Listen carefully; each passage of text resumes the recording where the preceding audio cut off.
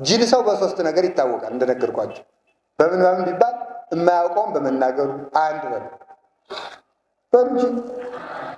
በማያገባው በመግባቱ፣ ሶስተኛውን ትዝሽ ላይ ነግራቸዋለሁ። ሶስተኛው ደግሞ ጅል ሰው እንደዚህ መርሳቱ ነው። ጆሮአችሁን ጠብቁት። አሁን ዛሬ የምሰጣችሁ አደራ በሞት ይዣችኋል። መርጣችሁ መስማት ልመዱ። በእውነቱ ማለት ማንንም ሰው ሊሰሙ አይገባም። ጆሮን መጠበቅ። ጆሮን የጠበቀ ሰው በየቀኑ ድንግልናውን ጠብቆ እመቤታችሁ መስሎ ይኖራል። እሱ ለሱም በስርዓት የሚያበስር ምን ይልክለታል? ገብርኤልን ይልክለታል። ማለት ቸር መምህር ይልክለታል። እንደ ገብርኤል ያለ አለ። በመጨረሻው ዘመን ኃጢአት ይበዛል አለ። ምን እናድርግ ብለናል? በዚያን ጊዜ በሰገነት ላይ ያለ ሰው አይውረዳል። ከጸሎት ሰገነት፣ ከጾም ሰገነት፣ ከንጽህና ሰገነት፣ ከአንድነት ሰገነት ወርዶ ዘረኛ የሆነ ከንጽህና ወርዶ ዘማዊ የሆነ ትዳሩን በትኖ አውደልዳይ የሆነ ከቁርባን ወርዶ ጫት የሚቀው ጋኔን ነው። እንዲህ ያለውን ጋኔን አትስሙት። ቀድሞ የወደቀን ሰው እሱ ወድቆ ሳይነሳ እኛን ሊያነሳን ይችላል። እግዚአብሔር የለም ማስባል ትቶይ ነው ማስባል የሰይጣን አንዱ ተንኮሉ ስለሆነ እምቢ በሉት። እግዚአብሔር አለ። መከራ በጣም ሲበዛ እግዚአብሔር የለም ያስብላል። እንዲህ ያለ ህሊና ሲነሳባችሁ መከራው ስለሚጠቅመኝ ነው እንጂ እግዚአብሔር አለ ብላችሁ መመለስ ይጠበቅባችኋል። ሁላችንም እናልቅስ። ሌሊት ተነስተን እንጸልይ። ዘፈናችሁን አቁሙ። ይህንን ድልቂያ ተውት። መክበስበሱን ተውት። መሞገሱን ተውት። ቅዱስ ቅዱስ መባሉን ተውት። የክርስቲያን ሀገር መባሉን ተውት። እንዲህ ያለው ነገር አይረባም። የሚረባን ክርስትና ነው። ፉከራ አይጠቅመንም። ጧፍ አብርተን ለኦርቶዶክስ አትጠፋም መስሏል። በፉከራ ነው እንዲህ ነገሩ። እንደሱ አይደለም። በመደንፋት አይደለም። በስሜት አይደለም። በተመሰረተ ስር ባለው ክርስትና ነው። ስለዚህ አጋንንትን እምቢ ለማለት የመጀመሪያው ተኛ ሲልህ እምቢ ነው። ብላ ሲልህ እምቢ ማለት ነው። ተጣላ ሲልህ እምቢ በለው። አትታረቅ ሲልህ እምቢ በለው። አትቁረብ ሲልህ እምቢ በለው። እግዚአብሔር ቸር ነው ሲልህ እምቢ በለው።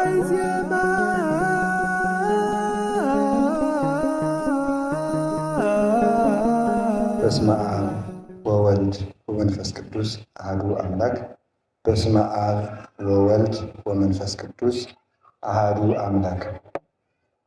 በባህሪው ሞት በመንግስቱ ሽረት የሌለበት ቅድመ ዓለም የነበረ ዓለማትን በማይመረመር ጥበቡ የፈጠረ ዓለምን በቸርነቱ በዝናብ አብቅሎ በፀሐይ አብስሎ ትንኝንም እንኳ ሳይዘነጋ የሚመግብ ስጋችንን ለብሶ ከውድቀታችን ያዳነን ጌታችን መድኃኒታችን ኢየሱስ ክርስቶስ በልባችን አስበን በአንደበታችን ተናግረን ስለማንፈጽመው ስለ ቸርነቱ ስሙ የተመሰገነ ይሁን። እዚህ የተሰበሰብነው እሷ አምላክን ብትወልድልን ነውና የድኅነታችን መሰረት፣ የመኖራችን ምክንያት፣ የሕይወት እንጀራችን መሶብ፣ የብርሃናችን ምስራቅ እናታችን ቅድስት ድንግል ማርያም ወላዲተ አምላክ በትረ ሃይማኖታችን የእርሷም ስም ከእግዚአብሔር በታች ከፍጡራን በላይ የተመሰገነ ይሁን። ቅዱሳን ነቢያት፣ ቅዱሳን ሐዋርያት፣ ሰማዕታት፣ ደናግል፣ መነኮሳት፣ ቅዱሳን መላእክት ሁላቸው እንደ እግዚአብሔር እንደሰጣቸው ክብር ስማቸው ሁሉ የተመሰገነ ይሁን። አሜን በሉ እንጂ ሁልጊዜ እኔ በሞቴ የሚይዣቸዋለሁ። ሁልጊዜ አሜን በሉ መባል የለባቸው። ኦክሲጅን የምተነፍሱት ተነግሯቸው አይደለም ኑሮ ስለሆነባቸው ነው። አሜን ማለት ኑሮ ነው እንጂ ትምህርት አይደለም። እና እስኪ አሜን በሉ። ደሱ ነው ደግሞ ተቆጥታችሁ አይደለም። አሜን በሉ አንድ ጊዜ እንደሱ ነው።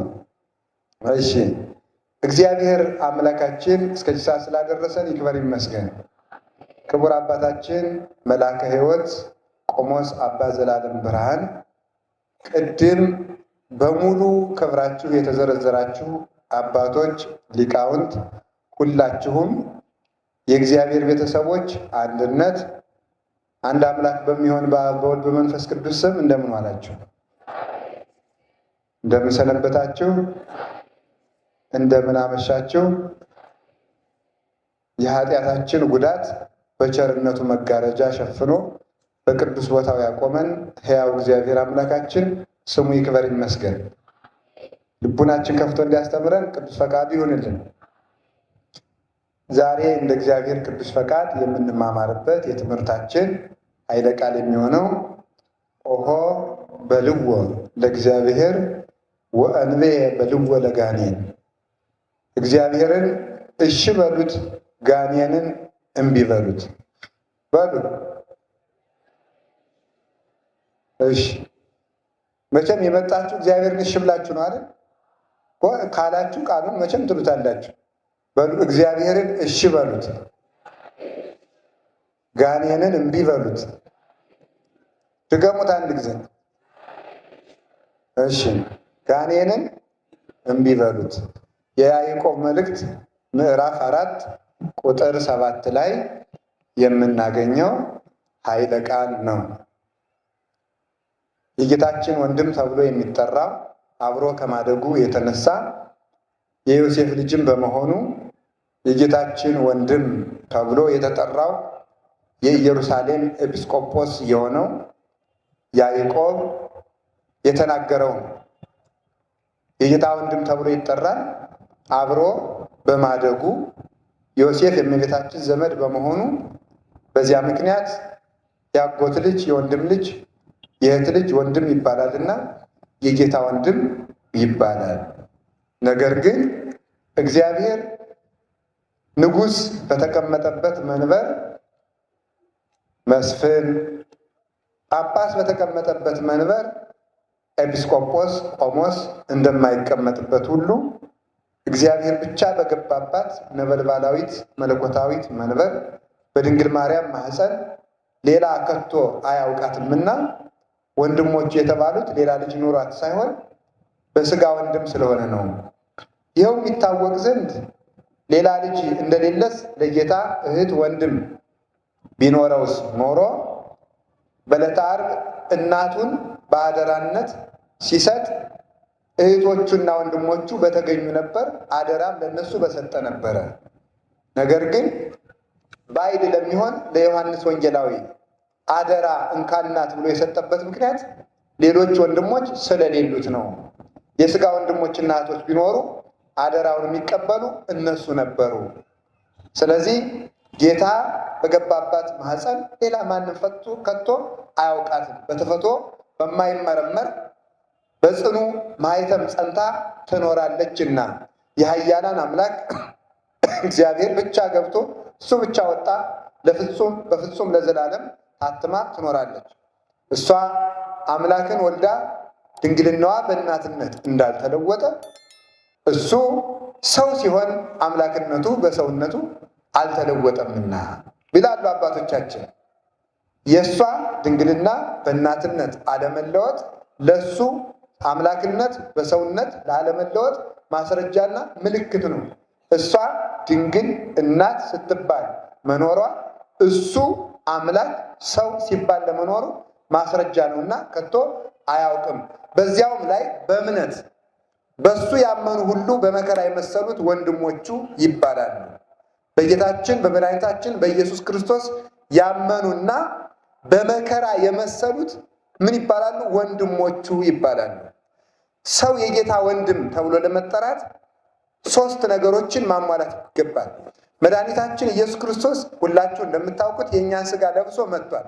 ሥጋ በመልበሱ ብቻ ወንድማችን ይባላል። ወንድማችን ዘመዳችን ይባላል ሥጋ ስለለበሰ። ይኸው የሚታወቅ ዘንድ እናታችን ቅድስት ቤተ ክርስቲያን መኃልየ ዘሰሎሞን ምዕራፍ 5 ቁጥር 8 ላይ እንደምትመለከቱት ወልድ ሁየ ጻዕዳ ወቀይሕ፣ ልጅ ወንድሜ ነጭና ቀይ ነው ብላ ትነገራለች። ልጅ ወንድሜ፣ ልጅ ወልድ ስትለው ወልድ ዋሕድ ያ ወልደ ማርያም ወልደ እግዚአብሔር፣ ወልድ ቃል ወልድ ሁየ ቃል አካላዊ ቃል ወልድ ነጭና ቀይ ነው። ወንድሜ ቃል ልጅ ወንድሜ ቃል ልጅ ወንድሜ ቃል ልጅ ወንድሜ ቃል ልጅ ወንድሜ። በደንብ ያዙልኝ። ቃል ልጅ ወንድሜ ነጭና ቀይ ነው። ቃል የአብ አካላዊ ቃል፣ ልጅ የአብ የባህሪ ልጅ፣ የድንግል ማርያምም የባህሪ ልጅ። በደንብ አድርጋችሁ ያዙልኝ። በእርግጥ ይሄ ክርክር ያስነሳል። ድንግል ማርያም ወልድ የድንግል ማርያም የባህሪ ልጅ ነው ወይስ የጸጋ ልጅ ነው ተብሎ ሲነሳ አንዳንዶቹ አይ የባህሪ ልጅማ የአብ ነው እንጂ የማርያምማ አይደለም ይላሉ። እንግዲህ የጸጋ ልጅ ልታረቁት ነው? የጸጋ ልጅማ እኛ ነን። እሱ የጸጋ ልጇ ከሆነ እኛ የምን ልጆቿ ነን ብለን ስንጠይቅ መልስ ይጠፋል። እነሱ ደግሞ መልሰው እንዲህ ብለው ይጠይቃሉ። ይኸውላችሁ አጠቃቀም ሳታውቁ ስልክ አትያዙ። እውነቴን ነው ማምላክን። በጣም በጣም በጣም ነውር እኮ ነው። እንዲሁ እናንተ በግራም ቀጥ በቀኝም ቀጥ ወይ ዓለሙን አታውቁት ወይ የነፍሱን አታውቁት። ይቅርታ አድርጉልኝና ማለት ነው ነውር እኮ ነው። እውነቴን ነው። እንዲሁ አንድ ቀጭ የሚል ስልክ አገኙ እዚህ ወረውረዋለሁ። ግን እንዳትቆጡ ወይ ሰበካ ጉባኤ ይገዛላቸዋል። ስለዚህ እግዚአብሔር አሁን ይውላችሁ ቄሱ እኮ ኪዳን ሊያደርስ ሲል ዝውዕቱ ጊዜ ባረኮት የሚለው እኮ ወዶ አይደለም። ይህ የቡራኬ የበረከት ጊዜ ነው፣ የምስጋና ጊዜ ነው። አሁን ጸጥ ብሎ ተመልከቱ አይደል? ላይለ ይኩን ህሊናክሙ አይምሩ ሀበዘ ትቀውሙ ነው የሚለው ዲያቆኑ። ወደ ሰማይ ህሊናቸውን በአንቃይዶ ስቀሉት። በስጋዬ ይቀስፈኛል፣ በነፍሴ ይፈርድበኛል፣ በግራ ያቆመኛል ብለህ አፈርታ ተንቀጥቀጠ ቆም። በፍጹም እሳት ይውህዝ ቅድሜሁ አይላፋት ይትለአክዎ በሚባል የእሳት ጎርፍ የሚፈስበት መንበር ባለው በግርማ መለኮቱ በእግዚአብሔር ፊት እንደቆም ካስበ ቆም። አይምሩ ሀበዘ ተቀውሙ የቆማችሁባት ቤተ ክርስቲያን የእግዚአብሔር ደም የሚፈስባት እንደሆነች እወቁ። ህሊናችሁን ወደ ሰማይ አድርጉት ብሏል። ወደ ሰማይ ከፍ የሚል ህሊና እግዚአብሔር ይስጠን እና እመቤት ሰው ቃል ልጅ ወንድሜ ነጭና ቀይ ነው። ቃል የአብ አካላዊ ቃል። ስለዚህ ተመልከቱ ሰው ልጅ ቃል የአብ አካላዊ ቃል ልጅ የአብ የባህሪ ልጅ የድንግል ማርያም የባህሪ ልጅ የአብ የባህሪ ልጅ የድንግል ማርያም የባህሪ ልጅማ አይባልም። በባህሪማ ከአብ ነው የተወለደ እንጂ ከድንግል ማርያም በባህሪው አልተወለደም ይላል። እንግዲህ የጸጋ ልጅ ነው። የጸጋ ልጅ ከሆነማ ከኛ በምን ይበልጣል ብለን ስንጠይቅ ደግሞ እነሱም ሲከራከሩ ደግሞ ይላሉ አኮ ወልደ ማርያም በመለኮቱ ይልባችኋልሳ በመለኮቱ የማርያም ልጅ አይደለም ይላልሳ መጽሐፍ ቅዱስ ቄርሎስ በመለኮቱ የማርያም ልጅ አይደለም ይላልሳ። ስለዚህ በመለኮቱ የማርያም ልጅ አይደለም ካለ እንኪያ ሀምን ላይ ነው ጥቅሙ? በመለኮቱ የማርያም ልጅ ነው አይደለም ካለ የባህሪ ልጅ ለምን ትላላችሁ ይሉናል። ደግሞ እኛም መልሰን ደግሞ ያው ቅዱስ ቄርሎስ በዚያው አንደበቱ ንሕነሰ ሰማ ያለ ቅድስት ድንግል ወላዲተ እግዚአብሔር በስጋ አላለምን? ቅዱስ ቄርሎስ ራሱ እኛስ ቅድስት ድንግልን እግዚአብሔርን በስጋ የወለደች እንላታለን አላለምን? እግዚአብሔርን በስጋ የወለደች በጣም ጥሩ። እግዚአብሔርን በስጋ የወለደች እንደዚያ ከሆነ ቅዱስ ቄርሎስ ወልድ የድንግል ማርያም የባህሪ ልጇ አይደለም ማለት በመለኮቱ የማርያም ልጅ አይደለም ለምን አለ? በደንብ ስሙ። አሁን በደንብ የምትሰሙኝ እመቤታችን የወልድ የባህሪ እናቱ ናት አይደለች የምትባሉ የባህሪ እናቱ ናት። እስኪ የባህሪ እናቱ በሉ። በጣም ጥሩ። የባህሪ እናቱ ከሆነ በመለኮቱ የማርያም ልጅ አይደለም ለምን ይባላል ተብላችሁ ብትጠየቁ ደግሞ አኮ ወልደ ማርያም በመለኮቱ የተባለበት ምክንያት ምንድን ነው? መለኮታዊ ልደቱ ወይም የመለኮታዊ ጥንተ ልደቱ ከማርያም የጀመረ አይደለም ማለት ነው። ቀድሞ ከአብ የተወለደ ነው እንጂ መለኮታዊ ልደቱ ከማርያም የተጀመረ አይደለም። ፎጢኖስ የሚባል ከሃዲ የባሰሙንም ክደቱን የማታውቁትም ክደለ ላስተዋውቃችሁ ነው ማለት ለፌ ማርያም ክዋኔሁ ለወልድ የክርስቶስ ሕልውናው ከማርያም ጀምሮ ነው ብሎ የካደ ከሃዲ ነበረ። የክርስቶስ ሕልውናው ከማርያም ጀምሮ ነው ስላለ የለም መለኮታዊ ልደቱማ ቀድሞ ዓለም ሳይፈጠር የነበረ ነው። ከመጸዳል እምጸዳል እምብርሃን ብርሃን ዘምብርሃን ቀዳማዊ ዘምቀዳማዊ ነው እንጂ ከቀዳማዊ አብ የተገኘ ቀዳማዊ ወልድ አምላክ ዘማምላክ ከባህሪ አምላክ ከአብ የተወለደ ብርሃን የሚሆን ጸዳለ ብርሃኑ ለአብ የሚባል ነው እንጂ። ስለዚህ ድንግል ማርያም መለኮትን በስጋ ወልደዋለች። ነገር ግን የመለኮት ልደት የጀመረ ከማርያም ነው ግን አይባልም። ከሷ በፊት ከአብ ተወልዷልና። ስለዚህ ልጅ በተባለ ጊዜ የአብ የባህሪ ልጅ የድንግል ማርያም የባህሪ ልጅ። በጣም ግሩም። የአብ የባህሪ ልጅ የድንግል ማርያም የባህሪ ልጅ ካለ በኋላ ወንድሜ አለ። አሁን በደንብ ስሙ። እንግዲህ ወንድሜ ቃል ልጅ ወንድሜ ቃል ስንለው ሁለት ነገር ያስተምራችኋል። ወልድ ቃል ስትሉት አንደኛ ያ ከአብ ህልውና አብ ልብ ነው። ቃል ከልብ ሳይለይ እንደሚኖር እሱም ከአብ ሳይለይ እንደኖረ ማስረጃ ነው። ያብ ውሳጣዊ ህሊናውን የሚያውቅ ምክሩ የሚገለጥበት ሰው ምክሩን በቃሉ እንደሚገልጥ ምክረ አብ ወመንፈስ ቅዱስ የተገለጠበት ነውና የአብ ቃል ይባላል። ቃል ከልብ እንደማይለይ ወልድ ከአብ ተለይቶ አያውቅምና ቃል ይለዋል። ሁለተኛ ደግሞ ቃል እስቲ ቃል ብላችሁ ጻፉ ነው ያልኩት። ይኸው ደብተር አትዙም። እሺ ጻፋችሁ። አሁን ቃል የሚለው ቃል ከልባችሁ አለ የለም? አሁን እሺ ደብተሩ ላይ ሲወጣ በምን አድርጎ ነው የወጣው? በአንደበታችን ነው። እስኪ ወረቀቱ ላይ በበሉና ይጻፍ እንደው ይሁት። በምን ነው የወጣሽ? ነገር በሞዴ በእስክሪብቶ። እስቲ እስክሪብቶውን ነቅንቁትና ቃል የሚል ያዘን እንደሆነ በየት ነው ወጣ? ቃል የሚለው ቃል በየት ነው የወጣ? እስኪ የሚነግረኝ በልብ። እስኪ ወረቀቱን ልባችሁ አስጠጉት። በአንደበት እሺ ካፋችሁ አስጠጉትና ይጻፍ እንደው ይሁት። በምን ነው የወጣ? ጎበዝ ሰው ደፋር ነው። እስቲ አናውቅም በሉ። አናውቅም በሉ። ኧረ በሉ በሞቴ አናውቅም በሉ። ይሄ ሊቅነት ነው ማምለክ። አናውቅም ማለት ሊቅነት። አባ አጋቶን መነኮሳትን ሰብስበው ይሄንን ጥቅስ የሚተረጉምልኝ ሲል ሁሉም መነኩሴ እኔ አለና ተናገረ። አንዱ አላውቅም ሲል በእውነት መጽሐፉን ያወቀው አባ ነው። አላውቅም ያለ ሰው ሊቅ ነው። ሊጨምሩበት ሊያስተምሩት ይቻላል። አሁን እኛ ችግራችን ሁለት ነው። አናውቅምም አንልምም። ገብቷችኋል አይደለም? አናውቅም ደግሞ አናውቅም ማለትም አንወድም። ኢኮንከ ቆሪረ ወማኮ ምውቀ፣ ወይ ሙቅ አይደለ ወይ ቀዝቃዛ አይደለ። ይሄን አበው ሲተረጉሙት ይላሉ። አስተምር እንዳይሉ አታውቅም፣ ተማር እንዳይሉ አላውቅም አትልም። ምን ይሻልሃል ይላል። እናንተን ነው ሰምታችኋል። ሊቃውንቱን አላልኩም፣ በሞት ያፈርሰዋል። በጎ ሕሊና ይስጠን እግዚአብሔር። እኔ ከዚች መድረክ ላይ ከሰይጣን በቀር የምሰድበው ሰው የለኝም። እግዚአብሔር ያውቀዋል። በዚህ ግልጹ ነው ሊውላችሁም ማለት ነው። የምሰድበው ቢኖር እዚህ ሰይጣንም ብቻ ነው። እየሰማችሁኝ ነው? እሱ ነው። ቀዝቃዛ አይደለህም ማለት አልተማርኩም አትልም። ቀዝቃዛ ሁን። ከሞቅ ጥሩ ነው። ሂድና አሙቅ። እንግዲህ አንተ ቀዝቃዛ ከሆንክ ግን ቢያንስ ቀዝቃዛነት ግን እመንና እናሙቅ፣ እንድንጥድህ ፍቀድልን። እሳት ላይ እንድንጥድህ ፍቀድልን፣ እናፍላህ ነው። እሱ ነው። ከዚያ በኋላ ስትፈላ ደግሞ ምን ይላል? የእግዚአብሔር የፍቅሩ የምስጢሩ ሞገድ ሲመላብህ እስመናሁ ይፈልህ ሞገደ ፍቅርኪ በውስተ ልቤ ማለት ይጀመራል። ማለት የፍቅርሽ ሞገድ በልቤ ውስጥ ይወጣል፣ ይወርዳል፣ ይፈላል ይላል። ፈልቶሳ ብንል ደግሞ አባ ሕርያቆስ ዘወር ብሎ ጎስአ ይላል።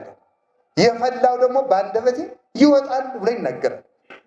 የእግዚአብሔርና የእናቱ ፍቅር ዛፍ ሆኖ በልብ ሲተከል ምስጋናው ቅርንጫፍ ሆኖ ይወጣል። እሳት ሆኖ ሲፈላ እንፋሎቱ ምስጋና ሆኖ ይወጣል። እሱን ነው ይፈላል ብሎ የተናገረው። ከዚያ በኋላ ከሚፈላ ውሃ የቀረበው ትንኝና ዝንብ ሁሉ ይሄ ምን ይላል? ኩምትር እርር እያለ እንደሚረግፈው በፍቅረ እግዚአብሔርና በፍቅረ ድንግል ማርያም የሚቃጠል ሰው አጋንንት ሲቀርቡት እርር ኩምትር እያደረገ ይጥላቸዋል። ፍቅሩን እግዚአብሔር በልቡናችን ይሳልብን። ስለዚህ ቃል የተባለ ቃል ከልብ እንደማይለይ ከልብ ሳይለይ በሰሌዳ እንደሚጻፍ ከአብ ሳይለይ በድንግል ማርያም ማኅፀን ተቀረጸ። በሰሌዳ ላይ ሲጻፍ በየት እንደወጣ እንደማናውቀው ከድንግል ማርያም ማኅፀን ሲያድር እንዴት ብሎ እንዳደረ አናውቅ። እሱን ነው ያለው። ወሶባ አንተይ ትፈቅድ ትልከ ወለቃልከ። ተመልከቱ። በውስተ ክርታስ አንተም ቢሆን ይላል ቴዎዶጦስ ዘንቆራ የሚባል አንተ ራስህ እንኳን አቅም ኑሮ የፈቀድከውን ቃል በልብህ አድሮ የሚኖረው ቃል ልጻፍ ባልክ ጊዜ እንዴት እንደሆነ ሳታውቀው በሰሌዳ ላይ ተጽፎ ትገኛለህ። በሌላ ጊዜም ደግሞ ተናገር ብትባል ከልብህ ታወጣዋለህ። ከልብህ ይወጣል ይወርዳል። ወልድም ቃሉ በሰሌዳ ስለተጻፈ ከልብ ወጣ እንደማይባል ወልድ በድንግል ማርያም ማኅፀን ስለተቀረጸ ከአብ አልተነጠለም። በሰሌዳ ስለጻፍ ነው እንዴት እንደወጣ እንደማናውቀው በድንግል ማርያም ማኅፀን ሲያድር እንዴት ሰው እንደሆነ የሚያውቅ ፈጽሞ የለም። ማን ያውቃል ቢባል ራሱና የባሕርይ አባቱ አብ መንፈስ ቅዱስ ብቻ ያውቃል። እንዴት እንደጸነሰችው እንኳን ሌላ ሰው እመቤታችን እንኳን አታውቅም። እንዴት እንደጸነሰችው በድንግልና መጽነሷን ብቻ ነው የምታውቀው። ሌላ የምታውቀው ነገር ፈጽሞ የለም። ይህ ለባሕርይ ጌትነቱ ብቻ የተተወ ምስጢር ነው። እሷ አውቀው ለእኛ ያልተነገረ ነገር ሞልቷል። ማርያምሰ ተዐቅብ ዘንተ ኩሎ ወተወድዮ ውስተ ልባ እንደተባለ በልቧ የጠበቀችው በጣም ብዙ ነገር አለ። ዓለም አንዷን እንኳን ቢሰማት ሰማይና ምድርን የሚያጠፋ ምስጢር ብዙ እሷ የምታውቀው አለ። እሱ ብቻ የሚያውቀውም አለ። ማርያምን ይትቤንተ ጾረቶ በከርሳ ተመልከቱ አቀፍኩ አይደል ያለችው ወስንኩ ጠይቆቶ። እሱንም ማርያም እንኳን በማኅፀኗ የተሸከመችው እመቤታችንን ብትሆን ታቀፍኩት፣ አዘልኩት፣ ወለድኩት፣ ሳምኩት፣ በጀርባ የተሸከምኩት፣ በጉያዬም አቀፍኩት፣ በከንፈሮቼ ሳምኩት፣ እንባዎችም ተንጠበጠቡበት፣ አዝየውም ተሰደድኩ፣ እያጠባሁም አሳደግኩት፣ ግን አልተረዳሁትም ማለት ይችላል። አንዱ ድፍረት እግዚአብሔርን አውቄ ልጨርስ ማለት ነው። እናቱ እንኳን አላወቀችውም። ስለዚህ ቃል ተባለ። እንዲያ ከሆነ ተመልከቱ፣ የባሕርይ ልጇ ለምን ተባለ ሲባል የባሕርይ ልጇ የተባለበት ዋናው ምክንያት የባሕርይ ልጅ ማለት ባሕርይ ማለት ጥንት መገኛ ማለት ነው። ለምሳሌ እኛ ባሕርይ አለን፣ አፈርነት አለን፣ ውሃነት አለን፣ ነፋስነት አለን፣ ከዚያስ ምን አለን? መሬትነት አለን። ይሄንን ባሕርይ ከሷ ስለነሳ በሰውነቱ የሷ የባሕርይ ልጇ ነው። የሷን ባሕርይ ይዟልና በመለኮቱ የአብ የባሕርይ ልጅ ነው። መለኮት በጣም ጥሙ መለኮት በስጋ የአብ መለኮት በስጋ የድንግል ማርያም የባሕርይ ልጅ ሲሆን ስጋ በመለኮት የአብ የባሕርይ ልጅ ነው ማለት ነው። ተዋህዶ ማለት ይሄ ነው። በተዋህዶ ማለት ይሄ ነው። መለኮት በስጋ የድንግል ማርያም ልጅ ሲሆን ስጋ በመለኮት የአብ የባሕርይ ልጅ ሆኗል ማለት ነው። አሁን ልብ በሉ። መለኮት ከድንግል ማርያም የነሳው ስጋ መለኮት ከድንግል ማርያም የነሳው ማለት የለበሰው ማለት ሌላ አይደለም። አይዟችሁ የለበሰው ስጋ ከሷ ፈጥሮ የተዋሃደው ስጋ ያ ስጋ መለኮትን ሲዋሃድ የመለኮትን ምልአት፣ ስፋት፣ ርቀት፣ መንግስት፣ ልልና፣ እበይ፣ ጌትነት ገንዘቡ አደረገና ውስን ጭብጥ የነበረው ስጋ በዘባነ ኪሮ በየማነ አብ መላ። ስጋ በድንግል ማርያም ማኅፀን ሲያርግ ስጋ በቃል በድንግል ማርያም ማኅፀን ሲያርግ ቃል በስጋ በ40 ቀን አረገ። ከድንግል ማርያም የተነሳው ስጋ የለበሰው ስጋ ማኅፀን ውስጥ እያለ በሰማያትና በምድር መላ ይላል። የእጹብ ድንቅ ምስጢር ነው። እንዘሃሎ ውስተ ከርሰ እሙ ከመ ኩሉ እጓለ እመሕያው ለሊሁ ይመልእ ሰማየ ወምድረ ይላል ቅዱስ ቄርሎስ። በእናቱ ማኅፀን እንደ ሁሉም ሕፃናት ጸጥ ብሎ ኧረ እጹብ ድንቅ ነው ማምላክ። የ9 ወር ጽንስ ሆኖ ትዕግስቱ ራሱ እኮ ይገርማል። ቅዱስ ቄርሎስ መጸነሱን ራሱ ትዕግስት ይለዋል። ታገሰ ለተጸንሶ ለመጸነስ ራሱ ታገሰ ይላል። ሰፊው በጠባብ ቤት ማደሩ ጭንቅ እኮ ነው። ጠባብ በሰፊ ቢያደር እኮ ችግር የለውም፣ ይቻላል እኮ አይደለም። እኛስ ገብተነ ሰፊ ቤት እንቦላ አካሄድ ችግር የለውም እኮ። ሰፊው በጠባብ ማደር ግን ጭንቅ እኮ ነው። ለሱ ግን አላስጨነቀውም። በነገራችሁ ላይ የእግዚአብሔር አንዱ ከሃሊነቱ ሁሉን ቻይነቱ የማያምኑት እግዚአብሔር ሰው ሆነ ሲባል ማድከም ይመስላቸዋል። እኔ ግን በጣም ኃይሉ የሚገባኝ ሰው ሆነ ሲባል ማለት ለምላችሁ ሰው ኃይል እያለው መድከም አይችልም። ሰው በልቶ መራብ ይችላል? እስኪ አንድ ጥያቄ። አሁን ሁላችሁም ሶስት እንጀራ ባበላችሁ በበላችሁበት ቅጽበት መራብ ትችላላችሁ? በሉ ንገሩኝ እንጂ ትችላላችሁ? አትችሉም? በፍጹም ልንችል አንችልም። ሰው እንደጠገበ መራብ አይችልም። እግዚአብሔር ግን እሱ ምግብ ነው የተራበ ማለት በጣም ድንቅ ነው።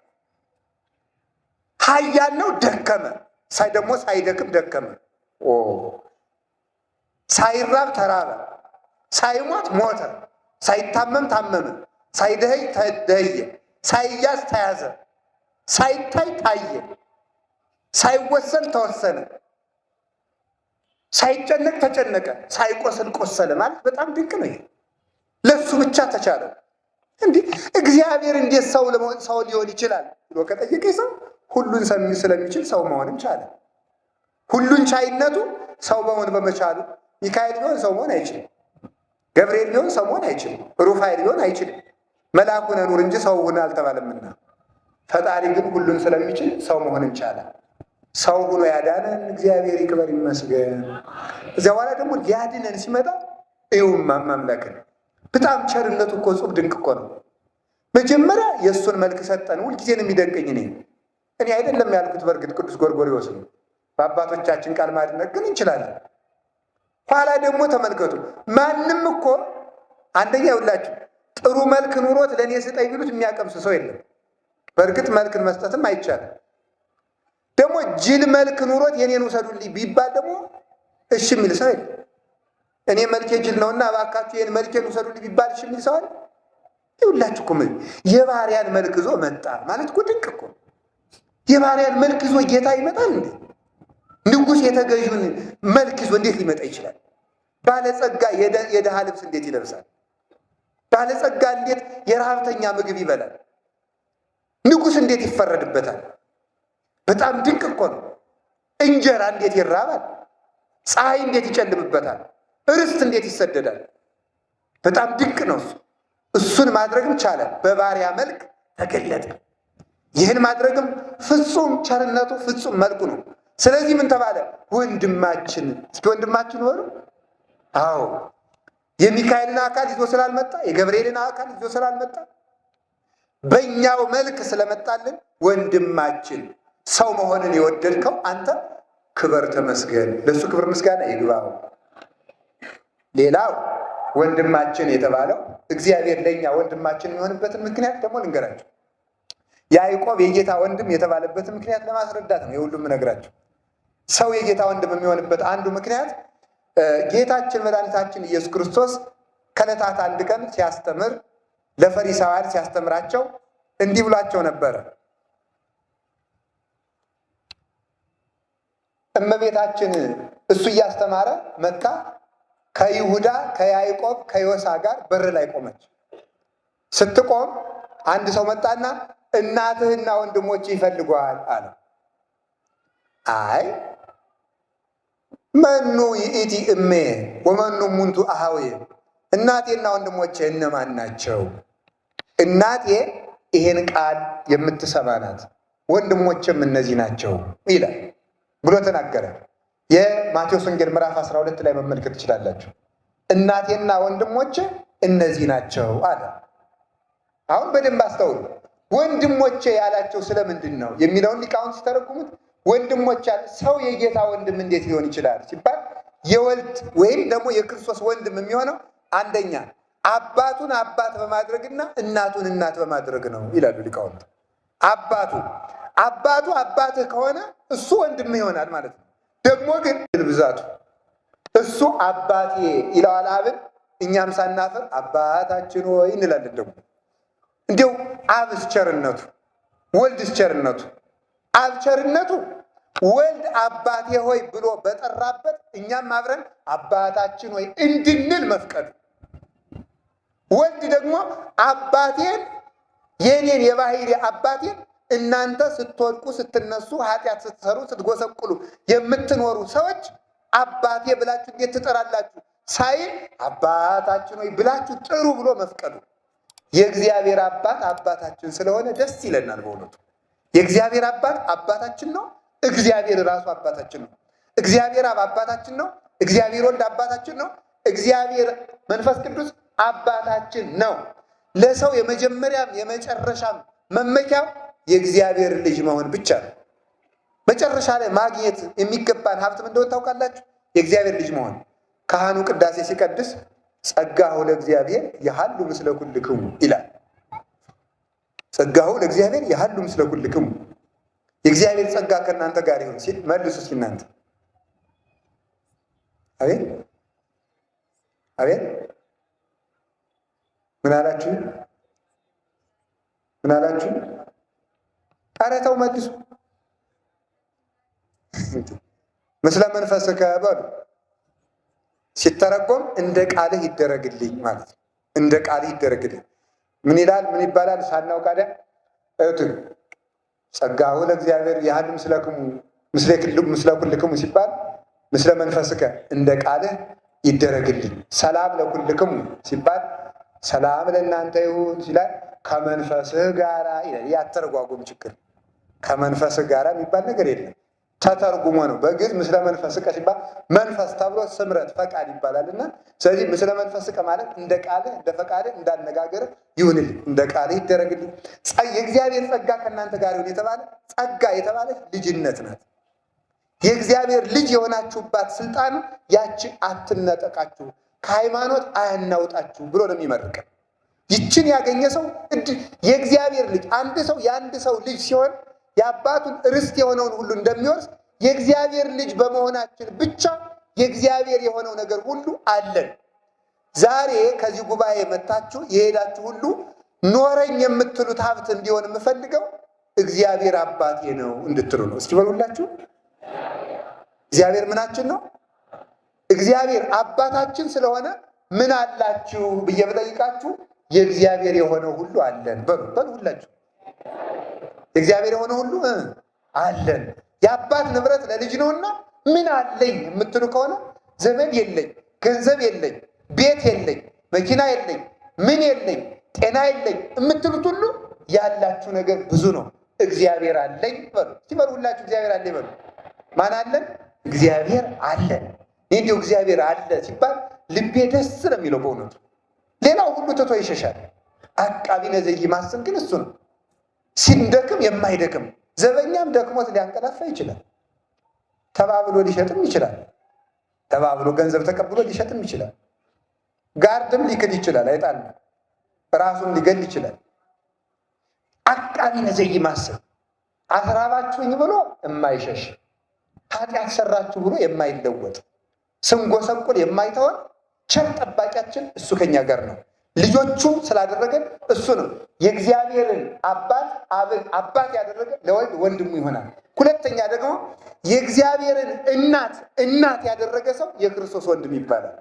የእግዚአብሔርን እናት ያደረገ ሰው በምን እናት ያደርጋታል? በጸጋ። አብን በምን አባት እናደርገዋለን ካላችሁ፣ በምን አብን አባት የምናደርገው በጥምቀት ነው። ድንግል ማርያምን እናት የምናደርጋት ደግሞ በፍቅር ነው። የፍቅር እናታችን ናት።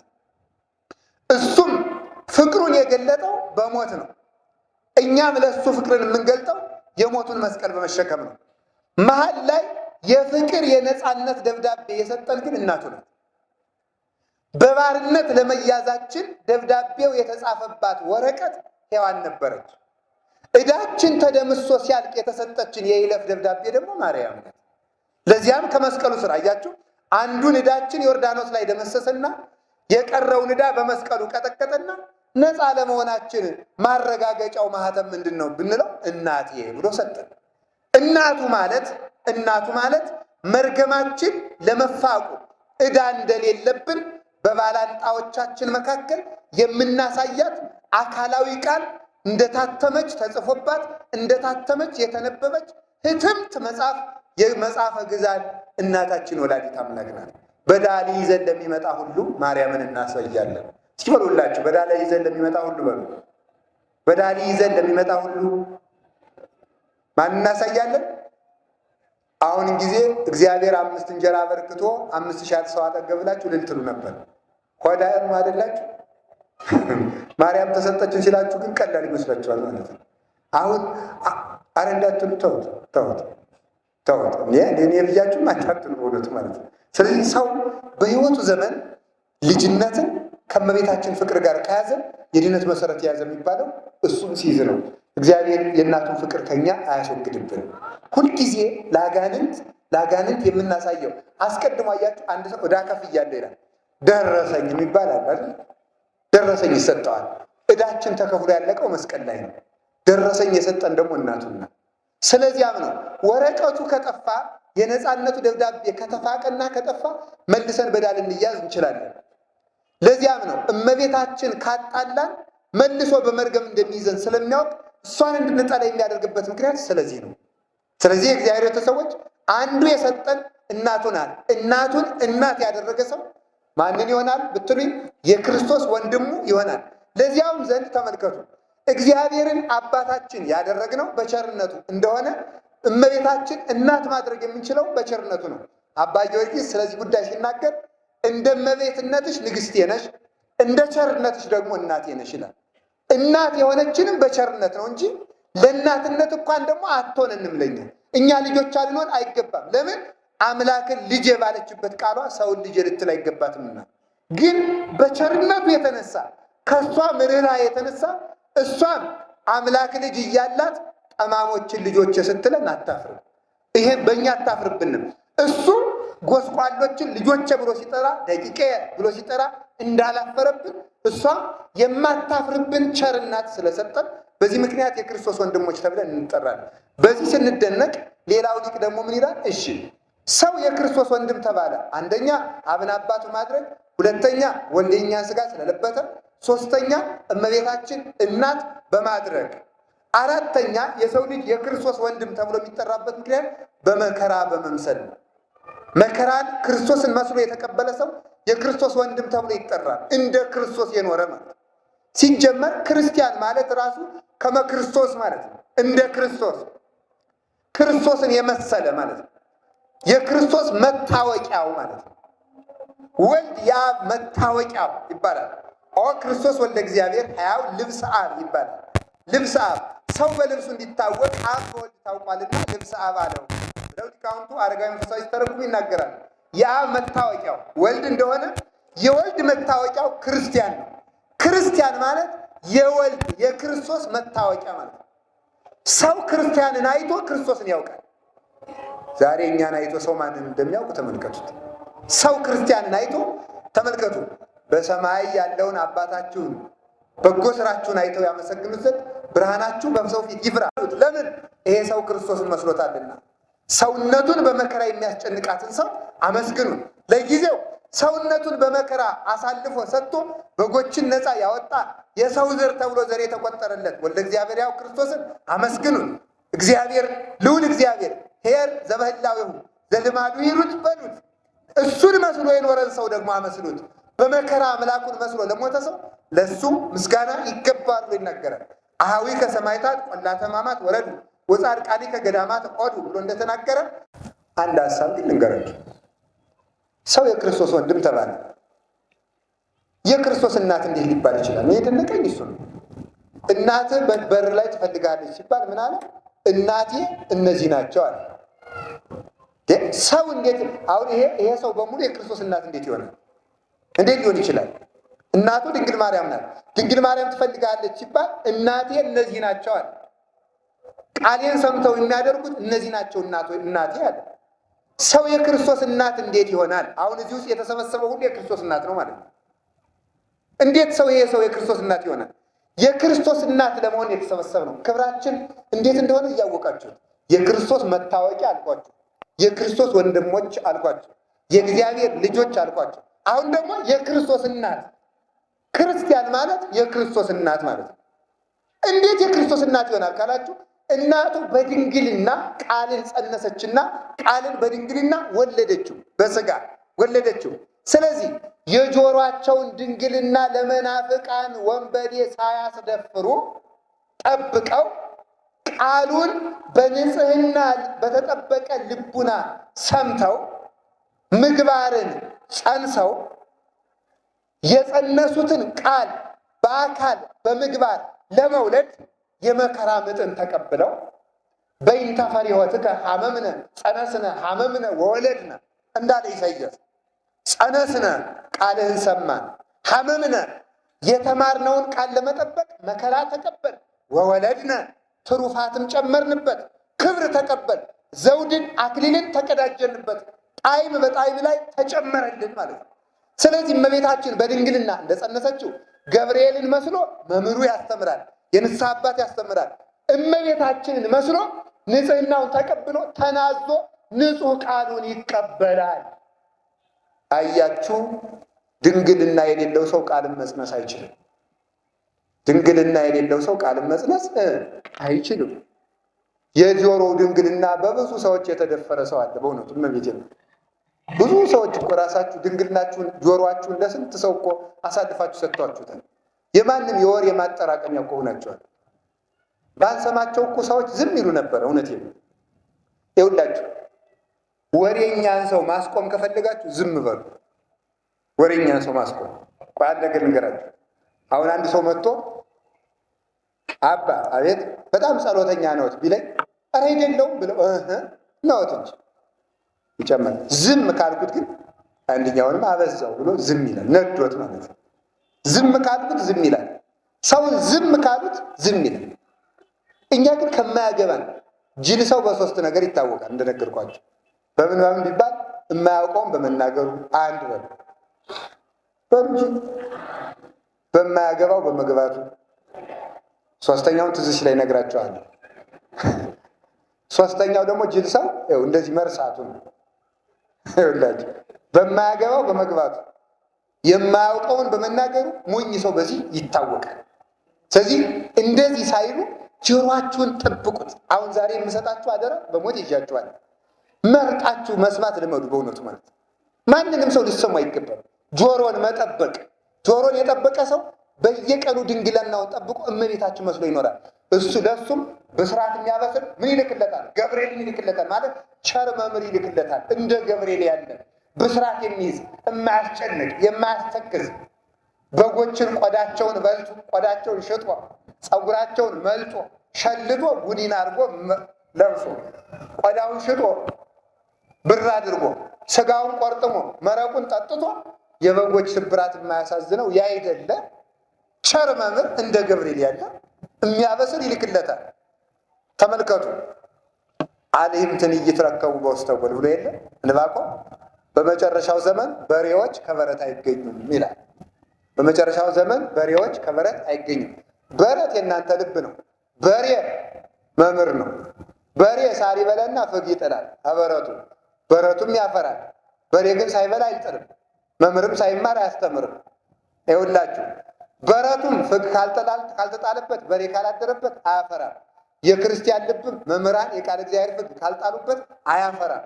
በመጨረሻው ዘመን በሬዎች ከበረት አይገኙም ያለው ዕንባቆም ትንቢተ ዕንባቆም ላይ ምን ማለት መሰላችሁ? በመጨረሻው ዘመን መምህራን ከመምህርነት ማዕረግ ጎለው ይገኛሉ። በሌላ በኩል ደግሞ በመጨረሻው ዘመን ከምዕመናን ልብ የመምህራን ፍቅር አይገኝም፣ ስልቾች ይሆናሉ። የወደዱትን የሚሰሙ እንጂ የሚያስፈልጋቸውን የሚሰሙ አይሆኑም ይላል። እንደዚህ ይሆናሉ ሲል ዋሊምትን ተመልከቱ። በጎችም ምን አሉ ይላል ተመልከቱ። አባግኒ ታብሉ እመብል በጎችም አንበላም ይላሉ።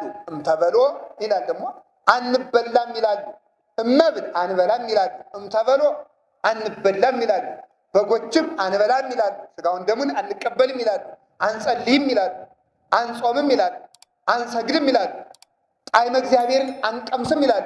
በጎው ያስጠላቸዋል፣ መልካሙን ይጠላሉ፣ ክፉውን ይወዳሉ። እምተበሎ አንታዘዝም፣ አስራት በኩራት አናወጣም ይላሉ። አንበላም ይላሉ ማለት እሱ ነው። እንዲህ ያለ ችግር ይገጥማል። ስለዚህ ተመልከቱ፣ የተማርነውን መያዝ ያቃተን ድንግልናችን ስለጠፋ ነው። ሰው ባሮዬ ማሰሮ ላይ አዲስ ወይን ቢጨምሩበት ማሰሮ እንደሚሰነጠቅ ሁሉ ባሮዬው ማሰሮ ላይ አዲስ ወይን ቢጨምሩበት እንደሚሰነጠቅ በኃጢአት ባረጀ ሰውነት ላይ አዲስ ቃለ እግዚአብሔር ቢጨምሩበት ያፈሰዋል እንጂ አይዘውም። ቃለ እግዚአብሔር ለመማር ብቻ ሳይሆን ተመልከቱ፣ ቃለ እግዚአብሔር ንስሐቸው እንደሆነ በብሉይ ኪዳን ምን ይላል? የማያመሰኳ አይበላም። አሳማ ያመሰኳል አያመሰኳል? ተናገሩ። ያመሰኳል አያመሰኳል? አህያስ አያመሰኳል? በቅሎስ አያመሰኳል ማለት? እሺ አህያ፣ ፈረስ፣ በቅሎ መሆንም አትፈልጉ? እጃችሁን አውጡ። አህያ፣ ፈረስ፣ በቅሎ ያላወጣችሁ አህያ፣ ፈረስ፣ በቅሎ ያላወጣችሁ አህያ፣ ፈረስ፣ በቅሎ አወጣችሁ። በጣም ጥሩ። አትፈልጉ ማለት አህያ አታመሰኳም፣ ስለዚህ አትበላም። አለማመስኳት ማለት የተማረውን ቀለም የማያመሰኳ አይበላም ማለት የተማረውን በተግባር ከልሶ ሌሊት አሰላስሎ ተመልከቱ። መዓልተ ይሜህር እግዚአብሔር ወሌሊተ ይነግር ይላል እግዚአብሔር ይላል መጽሐፍ ሲናገር። እግዚአብሔር ቀን በመምህራን ያስተምራል፣ ሌሊት በልቡና ይገልጣል ይላል። ቀን የተማርከውን ሌሊት ከእንቅልፍ ቀነስ አድርገህ ስታሰላስለው ያን ጊዜ እግዚአብሔር ሌሎች ምስጢራትን ከተማርከው ቀለም ላይ የተማርከውን ቀለም ምንጭ ያደርግና ያፈልቅልሃል፣ ሌላውንም ጨምሮ ፍልቅ ያደርግልሃል። ስለዚህ ተመልከቱ፣ መዓልተ ይሜህር ቀን አስተምሮሃል፣ ወሌሊተ ይነግር ሌሊት ደግሞ የተማርከውን ስትከልስ ከተማርከው ላይ ሌሎች የሕይወት ውሃዎች ይፈልቃሉ። እንደዚያ ከማያደርግ ከማያጠና መምህር አትማሩ፣ ወይም በተግባር ከማይተገብረው አትማሩ፣ ወይም የማያመሰኳ አይበላም ማለት ነው። ተመልከቱ፣ የተማረውን ከልሶ ስራ የማይሰራ ሕዝብ አይድንም። ሰሚ ብቻ ሕዝብ አይድንም ማለት ነው። የምንድነው ሰርተን ስንሰማ ነው። የክርስቶስ እናት ለመሆን መጽነስ፣ ድንግልናን መጠበቅ አንድ፣ መጽነስ ሁለት፣ መውለድ ወደ ተግባር መቀየር ነው። ይህን ያደረገ የክርስቶስ እናት ይባላል። እናቱ ወንድሞቹ እንድንሆን የቅዱሳን አምላክ ይርዳን። ስለዚህ ያዕቆብ በዚህ ምክንያት የጌታ ወንድም ተብሏል። መከራ መስለን የምንቀበለው ወንድሞቹ ለመሆን ነው። አሁን ከሌላ እምነት የምንለይበት ምክንያት ይሄ ነው። በክርስትና ስም ተቋቁመው ከክርስቶስ እቅፍ የወጡት ልዩነታቸው የሆነ አባቱን አባት ቢያደርጉም እናቱ እናታቸው አይደሉም። በመከራ አይመስሉትም። የተማሩትንም አይሰሩበትም። ዝም ብለው ቃሉን ብቻ በማነብ ነው፣ በአዳራሽ በመፎከር ይኖራሉ። እኛ ግን የምንለየው በዚህ ነው። ካልተለየን ግን ከእነሱ ጋር አንድ ነን። አባቱ አባታችን ነው፣ እናቱ እናታችን ነው። በስጋ መገለጡን እናምናለን፣ በመከራ እንመስለዋለን። ቃሉን ጸንሰን በምግባር እንወልዳለን። እንዲህ ከሆነ የክርስቶስ ወንድሞች እንመስላለን። ክርስቶስን መስለን ከኖር ደግሞ እሱን መስለን ተነስተን እናደርጋለን። ሞቱ ሞታችን፣ ትንሣኤው ትንሣኤያችን፣ እርገቱ እርገታችን ይሆናል። ይሄ ነው የያዕቆብ ወንድም በመከራ መስሎት የኢየሩሳሌም ኤጲስቆጶስ ሆኖ የተሾመበትም ምክንያት እግሩ አብጦ ብዙ ጊዜ ቆሞ ከመጸለዩ የተነሳ እግሩ ስላበጠበት እንደ ዝሆን እግር ሆኖበት ነበረ። ስለዚህ ከዚያ ኢየሩሳሌም በቅርቡ መድቦት እዚያው ያስተምር ነበረ። መከራውን እያሰበ ቆሞ ሲጸልይ ነበረ። የያዕቆብ መልእክት እንዲህ አድርጎ የተጻፈ መልእክት ነው። በረከቱ ይደርብን። መናፍቃን ይጠሉታል የያዕቆብን መልእክት። ማርቲን ሉተር እንዲያውም ተቆርጦ ይውጣ ሁሉ ብሎ ነበር ይላል። ለምን መሰላችሁ?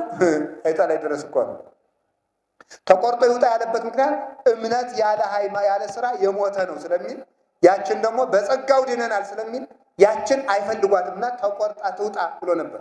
በቤተ ክርስቲያን ስንኖር በእምነት ብቻ እንድናለን ማለትም ኃጢአት ነው። በስራ ብቻ እንድናለን ማለትም ኃጢአት ነው። ቅዱስ ጳውሎስ በእምነት ትድናለህ ይላል። ያዕቆብ ደግሞ በስራ ትድናለህ ይላል። ሁለቱ አይጣሉም ቢባል አይጣሉም። ቅዱስ ጳውሎስ ተመልከቱ፣ በእምነት ትድናለህ አለ። ምን ማለቱ ነው? በእምነት ትድናለህ ያለ አይሁዳዊው እንደኔ መስዋዕት ያልሰዋ ሰው አይድንም ስላለ ለዚያ መልስ ለመስጠት አምነው የመጡትም ቢሆን አሁን ከመጡ ይድናሉ ለማለት ነው። በስራ ትድናለህ ብሎ ደግሞ ያዕቆብ ጻፈ። በእምነት ትድናለህ ብሎኛል ብሎ ደግሞ አልሰራም እንዳይል ደግሞ የለም በእምነት ትድናለህ ያልኩት አምነ ስለሰራ ትድናለህ አልኩ እንጂ ስራ አልባ ትድናለህ ማለት አይደለም ለማለት ደግሞ በስራ እንድናለን አለ አብርሃም። ቅዱስ ጳውሎስ አብርሃም በእምነት ጸደቀ ሲል፣ ያዕቆብ ደግሞ አብርሃም በስራ ጸደቀ ይላል። ቅዱስ ጳውሎስ በእምነት ጸደቀ አለ። ተመልከቱ። ያዕቆብ ደግሞ በስራ ጸደቀ ማለት እምነቱን በስራ ቢገልጠው ጸደቀ ተብሎ ይታረቃል ማለት ነው። ስለዚህ በስራ ብቻም አንድንም በእምነት ብቻም አንድንም አምኖ የሰራ ግን ይድናል። ይህን በተግባር የሚያስረግጥ መልእክት ነው። ከቅዱስ ያዕቆብ መልእክት መካከል ምን የሚል አለ? እግዚአብሔርን እምቢ በሉት፣ እሺ በሉት፣ ሰይጣንን እምቢ በሉት ብሎ ይነገራል። ትንሽ ነገር ልናገርና ትምህርት ልጠቅልለው። እስቲ ርዕሱን ተናገሩት ምዕመናን። እግዚአብሔርን ምን በሉት? ሰይጣንን እምቢ በሉት። ጋኔን ማለት ሩቅ ውዱቅ ማለት ነው። ሩቅ ውዱቅ በሉ እስቲ በሉ እንጂ። ሩቅ ማለት የተራቆተ፣ ውዱቅ ማለት ውዳቂ ማለት ነው። ውዱቅ ነው፣ በቃ ውዳቂ ነው። ሩቅ ውዱቅ፣ የተራቆተና የወደቀ። ጋኔንን ምን በሉት? እምቢ በሉት በሉ እንጂ። ስለዚህ አንድ ጥያቄ ልጠይቃችሁ። የተራቆተና የወደቀ ምን ይባላል? በሉ እንጂ አትፍሩት። የተራቆተና የወደቀ ምን ይባላል? ከጾም የወደቀ ምንድን ነው? በሉ እንጂ። ኧረ ጋኔን በሉ። ከጸሎት የወደቀ ምንድን ነው? ከንጽህና የወደቀ ምንድን ነው? ከቅዳሴ የወደቀ ምንድን ነው? ከፍቅር የወደቀ ምንድን ነው? ጋኔን በሉ እንግዲህ እንዳሻችሁ። ከየዋሃት የወደቀ ምንድን ነው? በሉ አይዟችሁ። ከምጽዋት የወደቀ፣ ከትዳር የወደቀ፣ ከምንኩስና የወደቀ፣ ከአንድነት የወደቀ፣ ከእውቀት የወደቀ፣ ከቅድስና የወደቀ ጋኔን ነው። እንዲህ ያለውን ሰው አትስሙት። ጋኔንን ምን በሉት? ስለዚህ መጀመሪያ አሁን ስትኖሩ ማለት ነው፣ ሌላ የእምነት ድርጅቶች እየመጡ እንዳያሳስቷችሁ ነው። መጀመሪያ ቆይ ሊሰብክ ሲፈልግ መጀመሪያ የወደቀ መሆኑን ማረጋገጥ። ጾም አለ አልጾምም፣ ጋኔን ወድቋል። ወደቀ እኮ ጌታ እኮ እንዲህ ብሎ ነው የተናገረ፣ እንዲህ ብሎ ነው የተናገረ። በደንብ ስሙ። ማምላክ እንዲህ አለ በመጨረሻው ሰዓት አለ ወዘሂ ሀሎ ውስተ ናይስ እይረር ታይተ ከሰገነት ላይ ያለ አለ በመጨረሻው ዘመን ኃጢአት ይበዛል አለ። ምን እናድርግ ብለናል? በዚያን ጊዜ በሰገነት ላይ ያለ ሰው አይውረድ።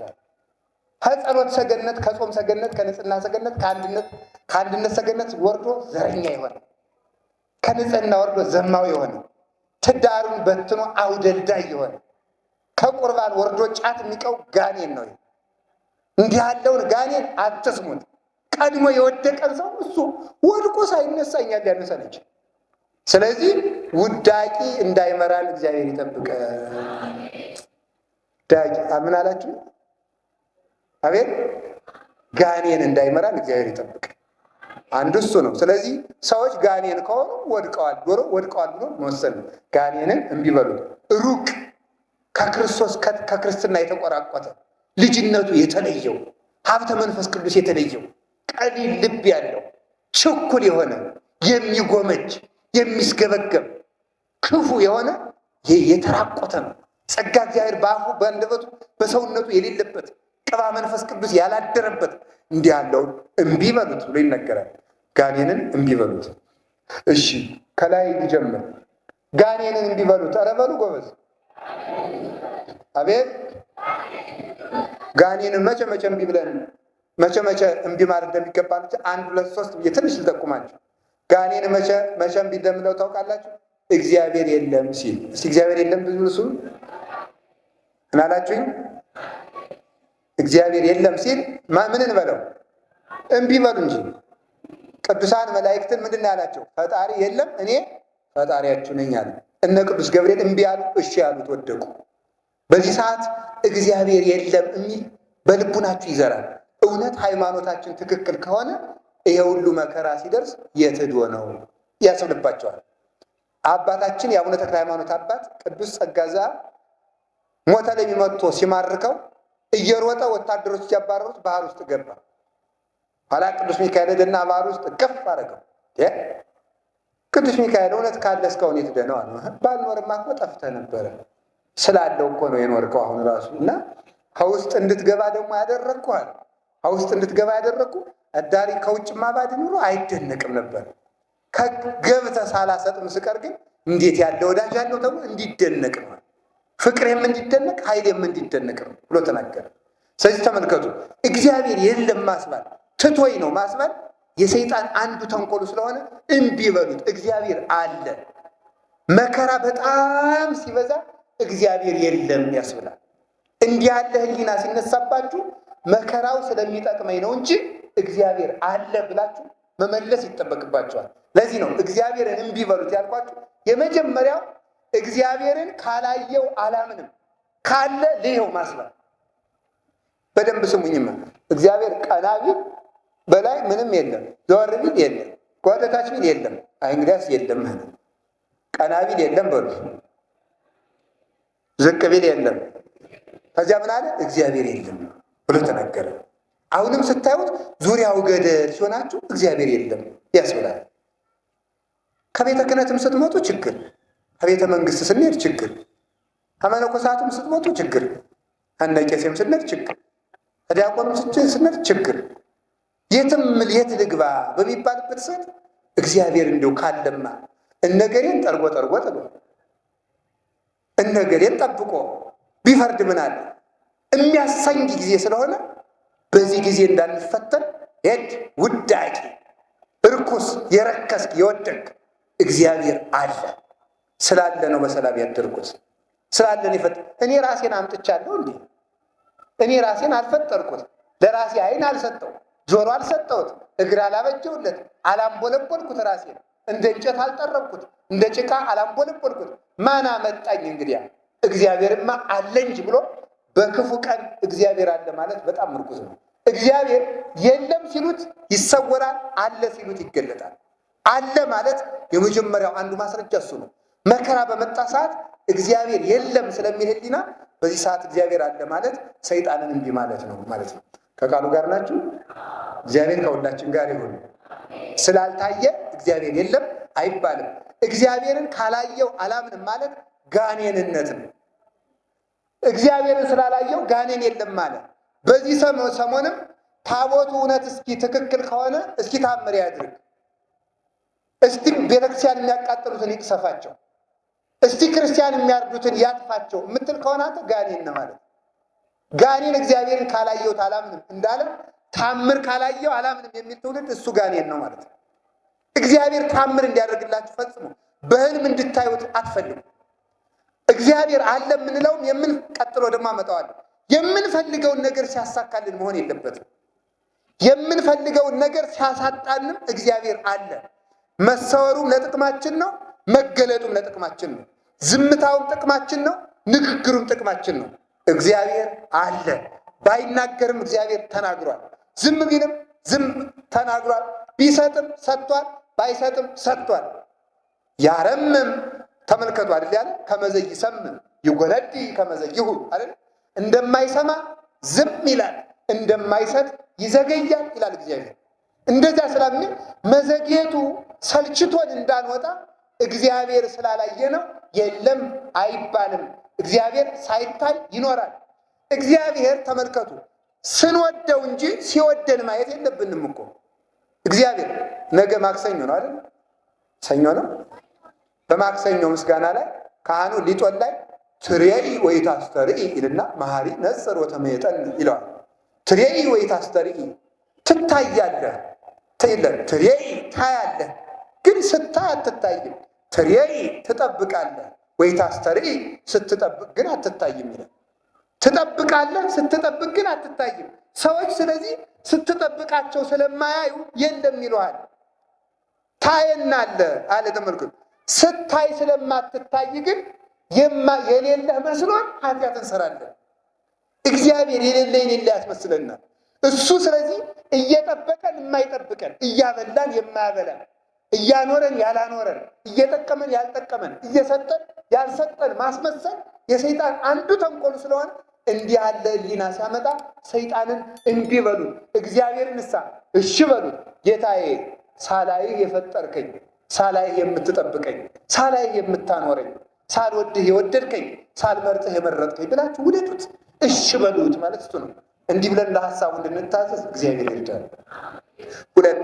ሁለተኛ ሰይጣንን እምቢ በሉት አይደለም ጋኔን። ሁለተኛ ደግሞ ምን ያደርጋል መሰላችሁ? ያለንን ብዙ ነገር ሰውሮ የሌለንን አንድ ነገር ያሳያል። ይህ የሰይጣን በጣም ኃይለኛ ተንኮሉ ነው። እስኪ በሉ ምዕመናን አይዟችሁ። ያለንን በሉ ብዙ ነገር ሰውሮ የሌለንን አንድ ነገር ያሳያል። በዚያ ያማረናል። ለምሳሌ የገነቷን ብቻ ማንሳት ጥሩ ነው። ለአዳም የብርሃን ልብስ አለው፣ የሕይወት ምግብ አለው፣ የብርሃን ሀገር አለው፣ ማር፣ ወተት፣ ወይን፣ ዘይት የሚያፈሱ 4 ወንዞች አሉ። የመላእክት ዝምድና አለው። የገነት እጽዋት በሙሉ የእሱ ናቸው። አንድ እንጨት ግን በለስ ነበረች። ያለውን ብዙ ነገር ሳያሳየው የሌለውን አንድ እንጨት አሳየው። ተስፋ የሚያስቆርጠን እንደዚያ ነው። በጣም ብዙ ነገር ሞልቶናል። እውነቴን ነው የምነግራችሁ ምዕመናን፣ ልሸነግላችሁ ወይም ደግሞ ደስ ብሏችሁ እንድትሉ የሚያደክም ማጽናኛ ለመስጠት አለ። በጣም ብዙ ነገር ነው ያለ። ቅዱስ ዮሐንስ አፈወርቅ በዚህ ዓለም 2 አይነት ሰዎች አሉ ይላል ፊልጵስዩስን ሲተረጉ። 2 አይነት እያላቸው የሌላቸው የሚመስላቸውና ሳይኖራቸው ያላቸው የሚመስላቸው። እያላቸው የሌላቸው የሚመስላቸው ሰዎች አሉ። ሳይኖራቸው ደግሞ ያላቸው ልብስ አላቸው፣ ከክርስቶስ የተራቆቱ ናቸው። ጫማ አላቸው፣ ከወንጌል የወጡ ናቸው። ቤት አላቸው፣ የሰማይ ቤት የላቸውም። ሽቶ አላቸው፣ ነፍሳቸው ትከረፋለች። ኃይለኞች ናቸው፣ በሰማይ የደከሙ ናቸው። ዘመድ ሞልቷቸዋል፣ ከመላእክት ማህበር የወጡ ናቸው። እናት አላቸው፣ የድንግል ማርያም ፍቅር የላቸውም። አባት እናት አላቸው፣ ከሥላሴ ልጅነት የወጡ ናቸው። መብላ ጣፍጦ ይበላሉ፣ ከሕይወት እንጀራ ከክርስቶስ የተለዩ ናቸው። እነዚህን ሰዎች አልቅሱላቸው። አለን ይመስላቸዋል፣ የላቸውም። ከሰው የባሱ ድሆች ናቸው። ግን እያላቸው የሌላቸው መስሏቸው ተስፋ የቆረጡ ናቸው። ለእነዚህ አሳዩአቸው ነው የሚለው። ልብስ የላቸውም፣ በ40 እና በ80 ቀን ክርስቶስን ለብሰዋል። ምግብ የላቸውም፣ የሕይወት እንጀራ ክርስቶስን ግን ተመግበዋል። መጠጥ የላቸውም፣ የሕይወት እንጀራ ክርስቶስን ጠጥተዋል። ሀገር የላቸውም፣ መንግሥተ ሰማያት ግን አለቻቸው። ቤት የላቸውም፣ የብርሃን ቤት ግን አላቸው። ተመልከቱ፣ ይሄ ነው። ዘመድ የላቸውም፣ የማይደክሙ መላእክት ግን ይጠብቋቸዋል። ሰማዕታት በደማቸው ይዋጉላቸዋል። ጋሻ ጦር የላቸውም፣ መሳሪያ አላደራችሁም፣ በመስቀሉ ግን የሚመክቱ ናቸው። ሞትን የሚያሸንፉበት የወታደር ሰራዊት የላቸውም፣ በመስቀሉ መክተው ግን ሞትን በሞት ያሸንፋሉ። ክርስቶስን ትንሣኤ አድርገው ይነሳሉ። እነዚህን ሰዎች ኧረ እባካችሁ ሀብታም ናቸው ብላችሁ ንገሯቸው ይላል። ስለዚህ አንድ ብዙ ነገር ሰጥቶን የእናት አማላጅ ሰጥቶን ስጋውን ደሙን ሰጥቶን ሲያበቃ የሌለንን አንድ ነገር እየመረጥ የምንጨነቅ እንዳንሆን ሰይጣንን እምቢ በሉት። እግዚአብሔር እንግዲያ ከአንተ ጋር ከሆነ ይችን አያሟላልህም? እንግዲያ ቤት አይሰጥህም? እንግዲያ ትዳር አይሰጥህም? እንግዲያ እንዲህ አይሰጥህም? እንግዲያ ገንዘብ አይሰጥህም? እንግዲያ ደሞዝ አይሰጥህም? እንግዲያ ጤናህን አይመልስልህም? እንግዲያ እናትህን አይጠብቅልህም እያለ ሲል ተው፣ ያለኝ ብዙ ነው፣ የሌለኝንም የከለከለኝ ስለሚጠቅመኝ ነው እንጂ ስለሚጎዳኝ አይደለም። ያንን ነገር ማጣቴ ስለሚጠቅመኝ ማጣቴንም ቢሆን ጥቅም ያደረገልኝ አምላኬ ይመስገን ብለህ መልስለት። ቅዱስ ዮሐንስ አፈወርቅ ምን ይላል? ተግሳጹ ላይ ሲናገር አንተ ሰው ገንዘብ ቢሰጥህ ኑሮ የባስ ከደፉ ግን ሆነ ሰው ተበድልበት ስለነበረ አቅምህን አውቆ ነውና ገንዘብ ያልሰጠህ፣ የማላውቅበትን ገንዘብ ያልሰጠኸኝ ፈጣሪ የተመስገን በል ይላል። የማላውቅበትን እንኳን አልሰጠኸኝ፣ የማላውቅበትን ስልጣን ሰጠኸኝ። ድሀ በድዬ ፍርድ አጉድዬ ከመንግስት ከመወጣ እንኳን አልሾምከኝ በል፣ እንኳን ሀብት አልሰጠኸኝ በል፣ እንኳን እንዲህ አለ እንኳን እውቀት አልሰጠኸኝ፣ ሰው ክፍ ዝቅ አድርጌ የምንቅበት እውቀት እንኳን አልሰጠኸኝ። ካንተ የሚለየኝ ነገር ከሆነ ብርሃን እንኳን ቢሆን ይቅርብኝ፣ ጨለማው ይሻለኛል። አረጋዊ መንፈሳዊ ምን አለ? እኔ ከምፈልገው ጣፋጭ አንተ የምትሰጠኝ መራራ ይሻለኛል አለ። ስለዚህ እግዚአብሔር የነሳን ነገር ሁሉ ለመልካም መሆኑን አውቀን ወዳለን የእግዚአብሔር ሰዎች ማለዳ ተነስታችሁ ያላችሁን ብዙ ነገር ተመልከቱ። እግዚአብሔር ከጎናችሁ ነው። እመቤታችን አለቻችሁ። ቅዱሳን መላእክት ከበዋችሁ ይውላሉ። ከቤታችን ሌላው ቀርቶ የሚጠብቀን መልአክ ብንበድል እንኳን ራቅ ብሎ ይጠብቀናልና እንጂ ትቶን አይሄድም። ማወቅ ቢገባችሁ እሱ ነው። 9 ሰዓት ላይ ሊያድር የሚመጣው መልአክ ሲመጣ ሲጠብቅ የዋለው ሲወጣ ይገናኛሉ። እንዴት ዋለ ይለዋል።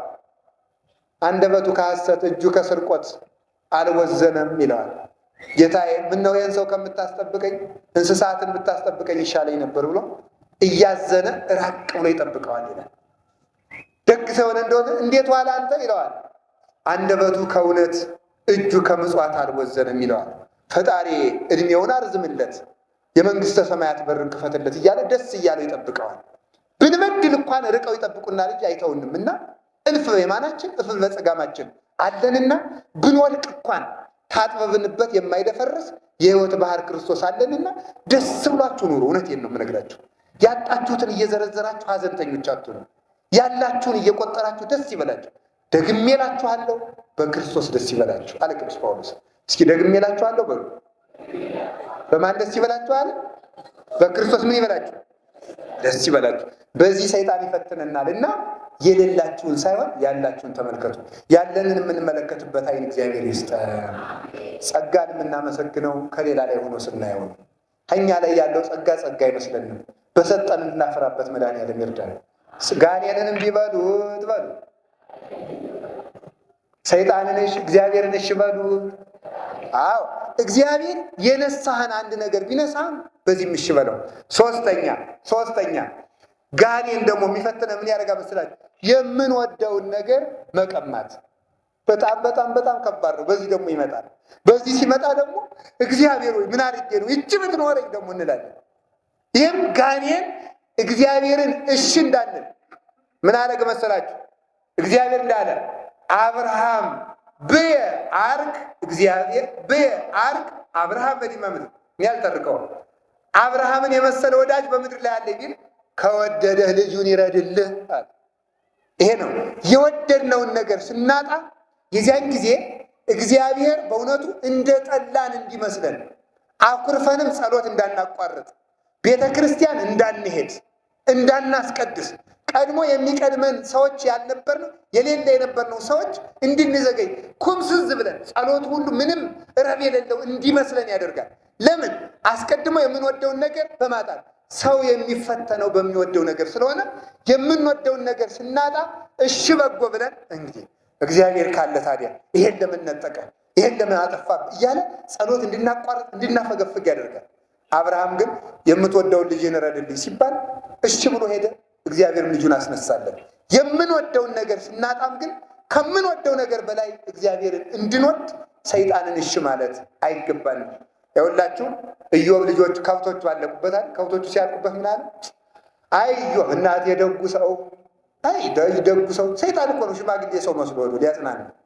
አይ ደጉ ሰው ደግሞ ብሎ ከብትን ጨረሰችው። አይ አንተም ወዲያቴ እግዚአብሔርም እንደው እንዴት ያለ ሰይጣን እኮ ነው። ከብቶችን እኔ የፈጠርኳቸው እንዴ እግዚአብሔር ፈጠረልኝ፣ እግዚአብሔር ገደላቸው። ተመስገን አለው። በኖ ጠፋ። ልጆቹ ሞቱ። ደግሞ ራሱን ተላጭቶ እኮ ነው፣ ፀጉር የለውም የተላጨ መስሎ ነው ሰይጣን። ራሱን ተላጭቶ ወደ ደግሞ ወየው ወየው ልቅሶ ሊደርስ ማለት ነው። ወየው እናቴ ልጆችን ደግሞ ገደለብህ። አወይ አወይ አወይ አለው። ደግሞ ልጆችን እኔ የፈጠርኳቸው እንዴ እግዚአብሔር ሰጥቶኝ ነበር፣ እግዚአብሔር ወሰዳቸው። መጨረሻ ላይ ተመልከቱ፣ ጓደኞቹን አጣ። ቁስሉ ሸተተ፣ ገማ፣ ትሉ ገነፈለ።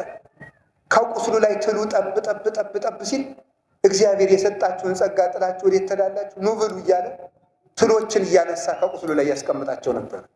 እንዲህ ብሎ ታገሰ። ከዚያ በኋላ ተመልከቱ፣ ሚስቱ ምን አለችው? ባርኮ ወሙት፣ እግዚአብሔርን ስደብና ሙት አለችው። የምንወዳቸው ከብቶቻችን አለቁ፣ ሀብታችን፣ የምንወዳቸው ልጆቻችን አለቀ። አካልህን ወደው ነበር ፈረሰ። ምን ቀረን? እንግዲህማ እግዚአብሔርን ስደብና ሙት። አያችሁ፣ የምንወደው ነገር ጨርሶ ሲያልቅ እግዚአብሔርን ስደቡ ስደቡ የሚል ነገር ይመጣል። የዚያን ጊዜ ነው ጋኔንን እምቢ ማለት። ምን አለ ኢዮብ? እግዚአብሔርን ሲሰጠን እንደወደድ ነው ሲነሳንስ አንወደውም ወይ? መልካሙን ደስ ብሎን እንደተቀበል ክፉን ደስ ብሎን አንቀበልም ወይ አለ። ከሰነፎች ሴቶች እንዳንዷ ነሽ።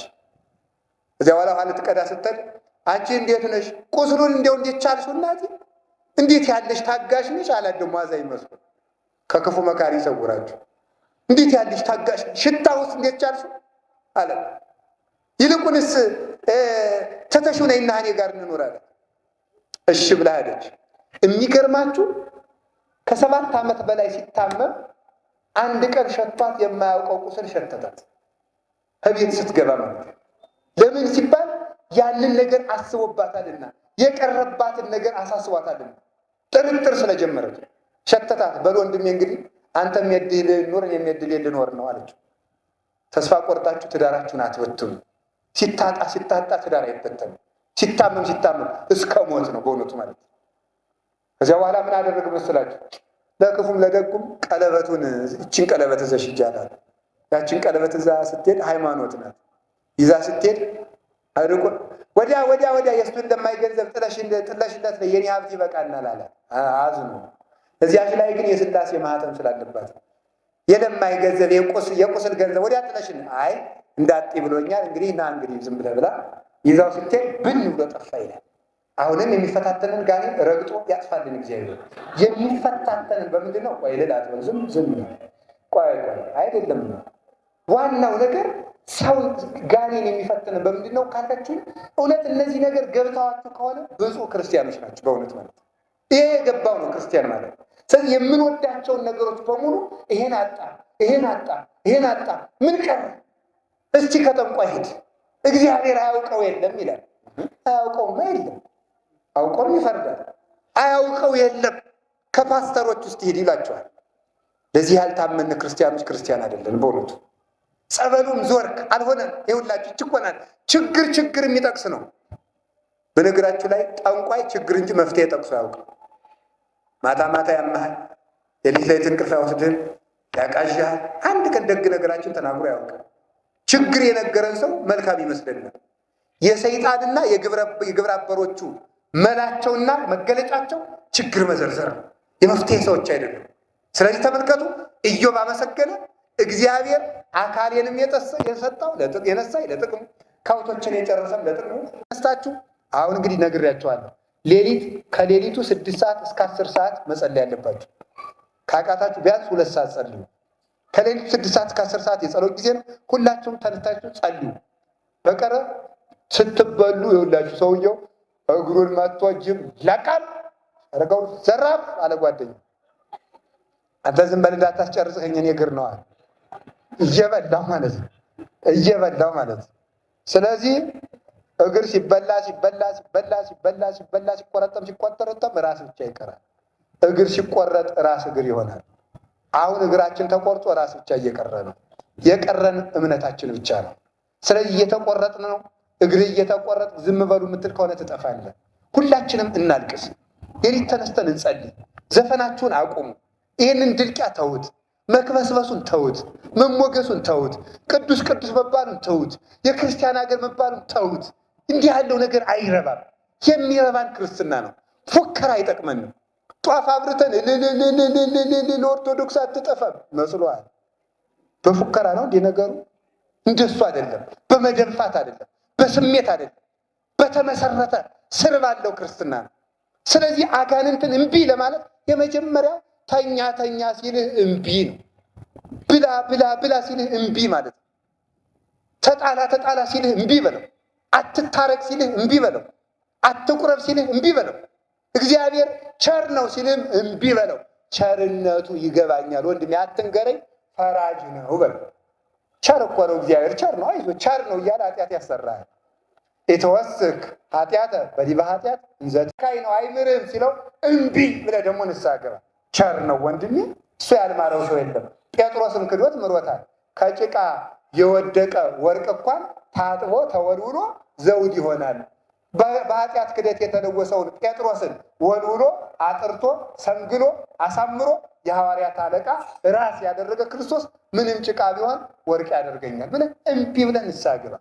እግዚአብሔር ጨካኝ ነው አትቁረብ፣ እንዲሁ ረክሰህ ልትቆርብ ነው ሲላችሁ ቸር ነው አምላኬ፣ እሱ ራሱ የአንጽቶ ያድርብኛል ይቅር ይለኛል ብላችሁ ቅዱስ ሥጋውን ክቡር ደሙን ተቀበሉ። እምቢ ማለት ካልቻልን መዳን አንችልም። ስለዚህ አሁን እግዚአብሔር ሰዎች ከኃጢአት ከዝሙት ከሱስ መውጣት ያቃታችሁ እምቢ ብላችሁ ውጡ። እምቢ ለማለት ሰይጣንን እምቢ ለማለት የእግዚአብሔርን ጸጋና የገሃነምን መከራ አስታውሱ። ሰይጣንን እምቢ በሉት፣ እግዚአብሔርን